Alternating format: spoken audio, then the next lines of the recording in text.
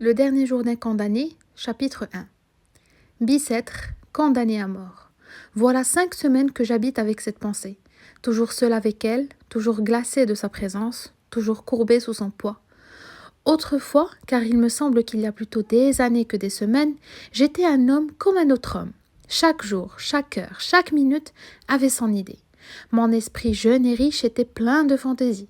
Il s'amusait à me les dérouler les unes après les autres, sans ordre et sans fin, brodant d'inépuisables arabesques cette rude et mince étoffe de la vie. C'étaient des jeunes filles, de splendides chapes d'évêques, des batailles gagnées, des théâtres pleins de bruit et de lumière, et puis encore des jeunes filles et de sombres promenades la nuit sous les larges bras des marronniers. C'était toujours fait dans mon imagination. Je pouvais penser à ce que je voulais. J'étais libre. Maintenant, je suis captif. Mon corps est offert dans un cachot. Mon esprit est en prison dans une idée, une horrible, une sanglante, une implacable idée. Je n'ai plus qu'une pensée, qu'une conviction, qu'une certitude, condamnée à mort. Quoi que je fasse, elle est toujours là, cette pensée infernale, comme un spectre de plomb à mes côtés, seule et jalouse, chassant toute distraction, face à face avec moi misérable, et me secouant de ses 2 mains de glace quand je veux détourner la tête ou fermer les yeux.